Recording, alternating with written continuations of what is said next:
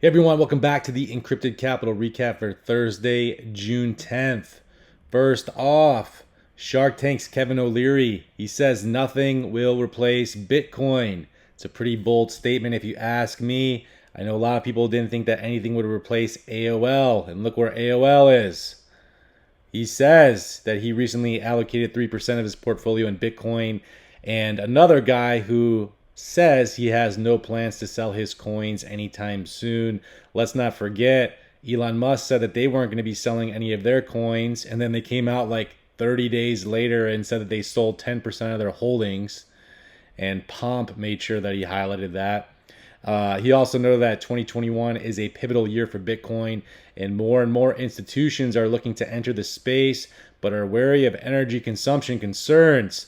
That has been the line that Kevin O'Leary has been touting for a while. But if you ask me, big institutions have already been here for a very long time. Let's not forget Circle, who owns crypto exchange Poloniex, invested $50 million, or they had $50 million invested by Goldman Sachs. 4 rounds from 2013 to 2016. That is an eternity in the crypto space. Goldman Sachs knew what was coming down the pipeline, and they are just now letting you know that the institutions are here. But Kevin O'Leary wants you to think that they're really concerned about the environment. If he was so concerned about the environment, why did he invest 3% of his portfolio in Bitcoin in the first place? Way better assets out there, if you ask me. Look at XRP and Stellar Lumens. Both use hardly any energy consumption at all. They do not take place in mining. They are not proof of work. They are based on the consensus protocol. If you do your research, you'd understand that. So it's very surprising to me that this guy, who's worth so much money, him and his team can't figure out what the best projects are to invest in. If you're so concerned about energy, move your money somewhere else. O'Leary says he's in Bitcoin for the long run. The millionaire has recently changed his mind on Bitcoin, which we know. He used to bash Bitcoin. So during the 2021 Bitcoin conference in Miami, that became the largest Bitcoin event ever, and Crypto Potato had the chance to speak with him. And just a few days before the conference started, Bitcoin had concluded May, which was the second worst month for its price in its 11-year history. The monthly high touched 60K, and then it crashed 50%. And that was a telltale sign that we were looking for clues to the bull run coming towards the end here. A 50% retrace is what we saw in the last bull run, and shortly thereafter, it had trouble making its way back up to that $20,000 mark and then fell on its face, approximately 80% correction. O'Leary says he isn't worried about it at all. He says, I don't care if it goes down 20 grand or up 20 grand. I'm not selling it. One Bitcoin is one Bitcoin, and he's in it for the long run.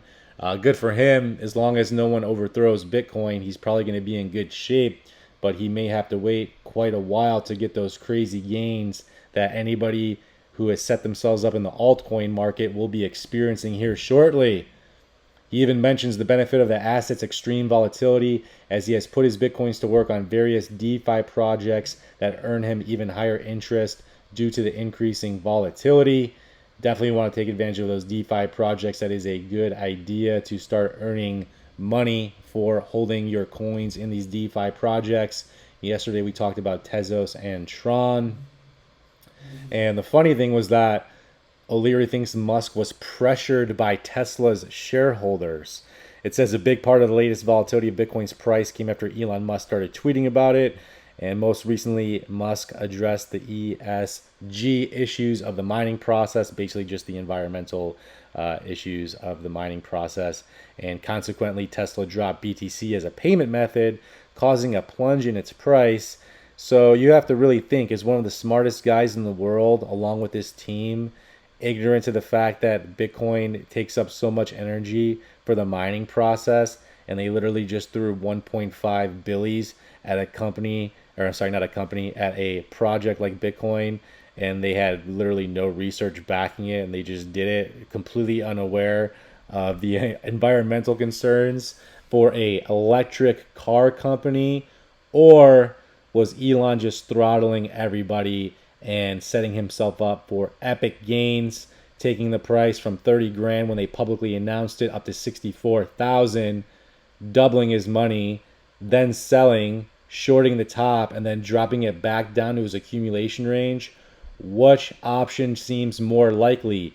Elon's an idiot and didn't do his research, or he's very smart and just made a ish load of money on the retail traders. Use your brain. It's very easy to identify what's going on in these markets if you just think about it for a second. It says, however, OLeary understands why Tesla's founder would do it. After all, his car company is more valuable than Bitcoin he has. And OLeary was referencing Elon basically issuing that statement and not allowing Bitcoin to be used as payment for vehicles. There's a lot of flip-flopping going on in these news articles that are coming out. And I got another one coming up about India here in a second. OLeary goes on to say he doesn't really care who tweets what. He said he's made a binary decision to own Bitcoin. Now he has to decide what allocation, and he's decided 3% for now. He says what happens after that, I don't care. If it's going to be volatile because of Elon Musk's tweets or someone else's tweets, go ahead. It's very important that you connect the dots here with all these billionaires that most likely they are all in the same circle. I think that's a fair assumption to make. Most likely they have insider information, and most likely they are controlling the markets. So most likely whatever is being put out to the public by these gentlemen are very, very cleverly placed and decided upon well in advance to ensure that they make as much money as possible.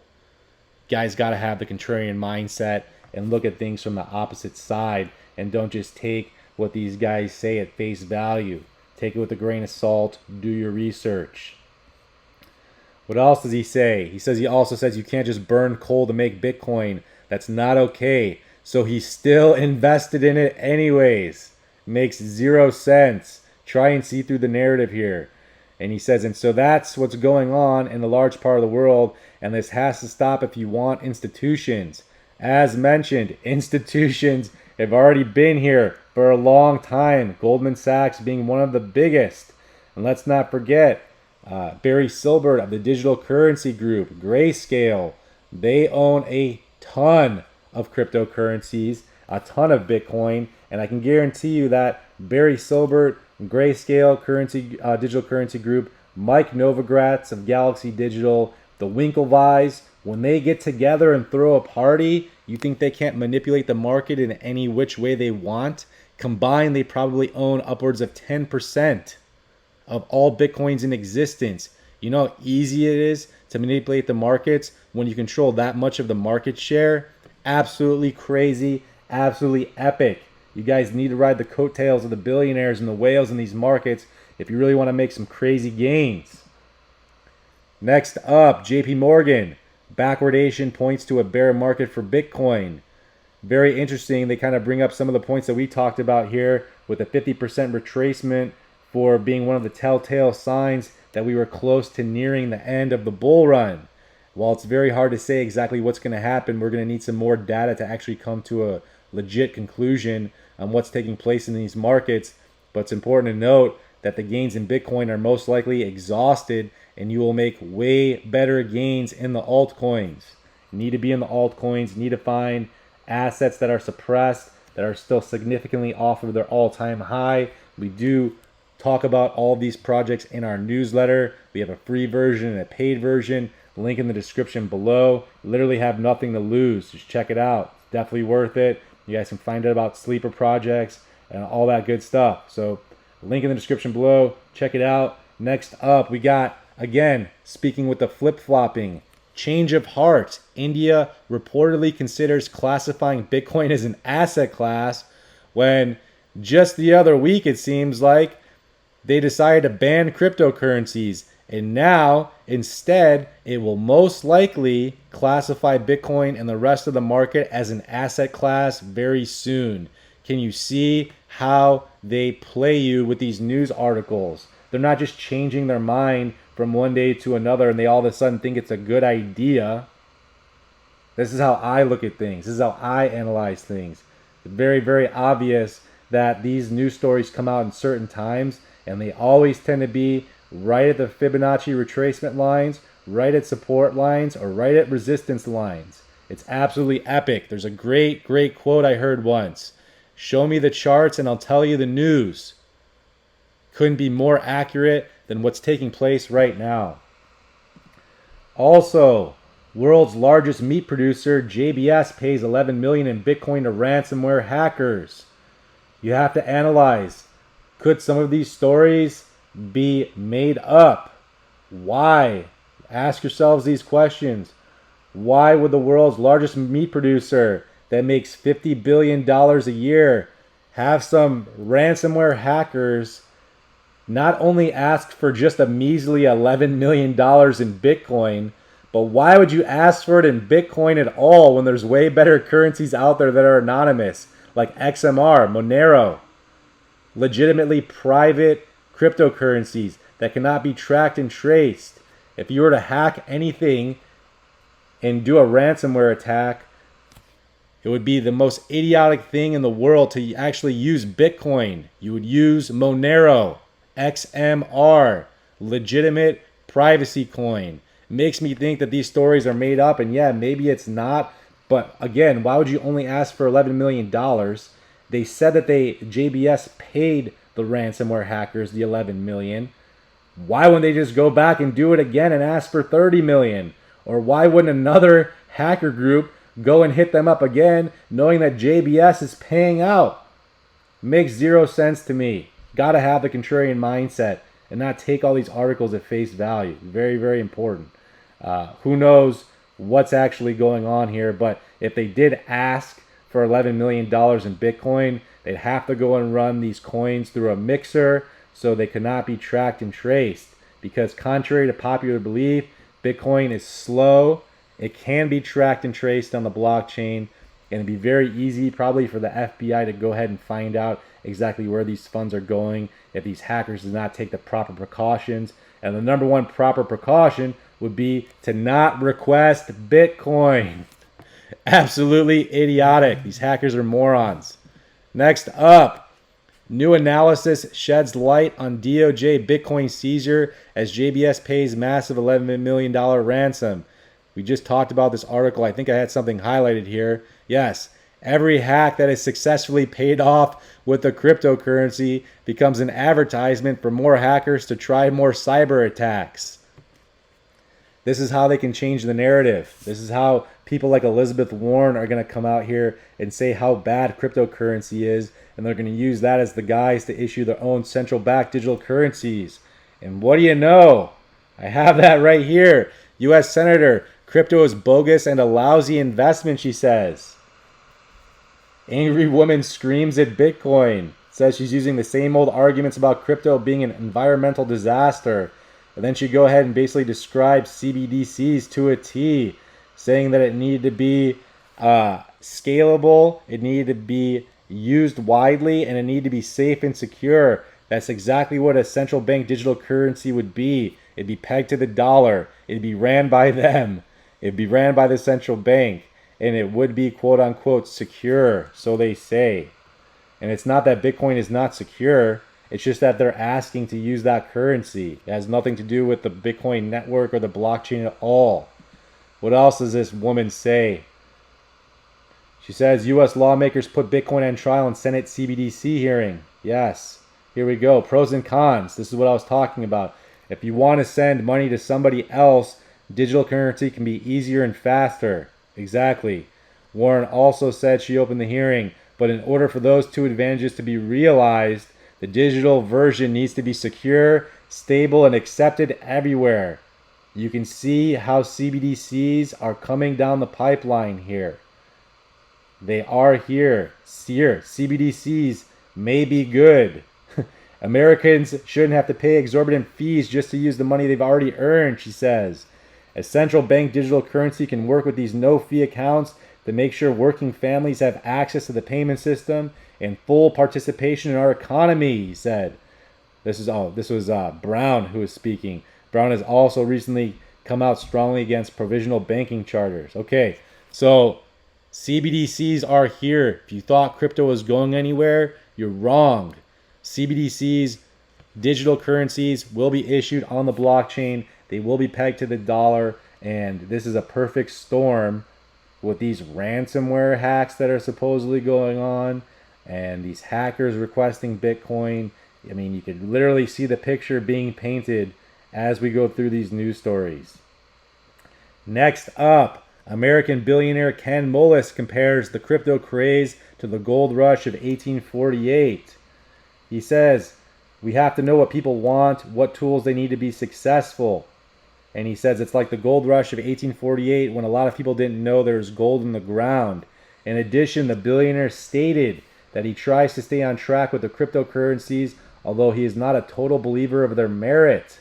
Someone like this guy who manages funds for a living should be able to easily do some research into the top 5 cryptos and notice that there's a currency out there called XRP that actually has a real world use case that can be used as a bridge currency. That would totally clear up the whole thought that he has about not having any merit. It says in early May, the billionaire investor and owner of the NBA team Dallas Mavericks, Mark Cuban, opined that Bitcoin and gold are both financial religions. However, he praised BTC as the better asset. But let's not forget, he did once say that bananas were better than Bitcoin. Again, seeing through the BS, realizing that Mark Cuban is a tech guy. He made all his money from shorting Yahoo after he sold his company to them. Probably had one of the best trades in history. And then for him to come out and say that the Dallas Mavs will never sell their doggy coin is absolute BS. You're going to buy something and never take profits. And then you have Mr. Wonderful saying, oh, I'm not going to sell my Bitcoin yet. You really have to look. All of these guys are tied together. It would be very hard for me to believe that someone like Elon Musk, who invented PayPal, was unaware of Bitcoin till just now. Think about it. You think Mark Cuban didn't know about Bitcoin and Ethereum and he was bashing on them a couple years back saying that he'd rather have bananas when he was in all actuality probably loading up his bags? Why would he tell the retail investors when he's buying? That would just destroy his entry price. Imagine if Warren Buffett came out and started talking about how Berkshire Hathaway has a huge position in Ethereum. It'd be game over. They're not going to come out and say this stuff until they're ready to sell to you. Very, very important. Also, State Street Bank launches cryptocurrency division. They manage 40 trillion in assets. 40 trillion in assets. And now they're starting the cryptocurrency division basically because BNY Mellon came out and stated that they were custodying. Here we go. Yeah, when BNY Mellon entered the crypto custody space, that pretty much forced State Street to get involved. Most likely, Goldman Sachs, all these guys talked to each other, and they mentioned that they were buying into Poloniex and Circle all the way back in 2016, almost 6 full years ago. Guys, got to do your research. Next up, Doggy versus BTC. Elon Musk declares crypto space race with BitMEX has begun. It says, can BitMEX and Bitcoin beat Elon Musk and Dogecoin to launch the first crypto asset into lunar orbit? Crazy. Elon Musk says the new space race has begun, and then someone went and roasted him, and I'm glad they did. Said, can we take care? What is it? Can we take care of the problems here on Earth before we thrust ourselves into space while homeless people sleep in the streets and the middle class struggles to get by? What the F is wrong with you? Look around. I completely agree with Doug Zart1 on Twitter.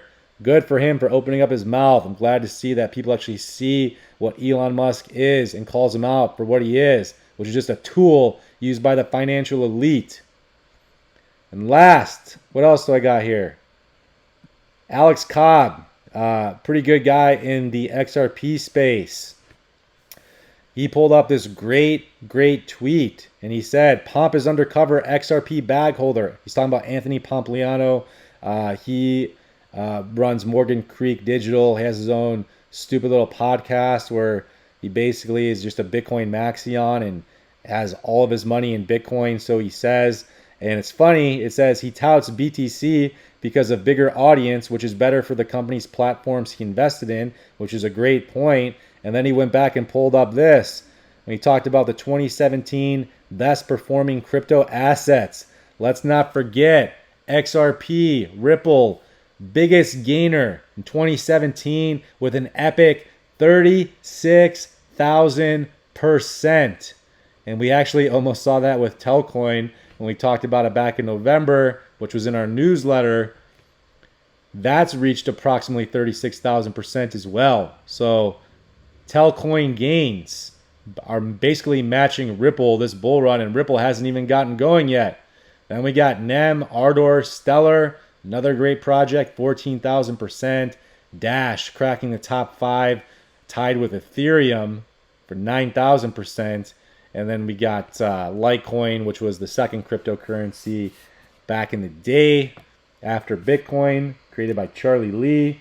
And he even mentions, Pomp says Bitcoin isn't even in the top 10, which is why, in our opinion, it's a great idea to be out of Bitcoin, or at least a majority out of Bitcoin, and be invested in these projects which still have yet to make a crazy parabolic move. We talk about all those in the newsletter, so subscribe. And last but not least, Altcoin Roundup. Post-crash prices give investors a chance to build a diversified portfolio. You guys should have a diversified portfolio, have a nice strong basket of assets that are still 5 or 6x off the previous all-time high. And statistically speaking, most coins do 10x the previous all-time high. So if you find those right projects, or you listen to our newsletter, or you read our newsletter, you guys can easily get 50 to 60x your money without even breaking a sweat this next altcoin bull run. It's going to be epic. You want to be a part of it. Subscribe. Check out the newsletter. If you guys want to support the channel, it's a great way to do so. Otherwise, go ahead, do your research, find those projects. They are out there, and you guys can make an absolute killing as long as you don't do the exact opposite of what you should be doing. And that is find suppressed assets, wait for them to pop off, invest in other suppressed assets with those profits, and you get crazy compounding gains. Do not do the opposite where you chase pumps, lose out on your money as they fall, and then go reinvest in the projects that you were already in that finally started to take off. You guys need to be patient. Get into 15, 20 assets, let them mature, recycle the profits, and then when it comes time to pull your gains out, take your profits when you got them, and go ahead and live the good life. So with that being said, that will do it for this edition of the Encrypted Capital Recap. If you guys like what you heard, drop us a like, comment, subscribe, share the video, get this stuff out there, and we will catch you all in the next video.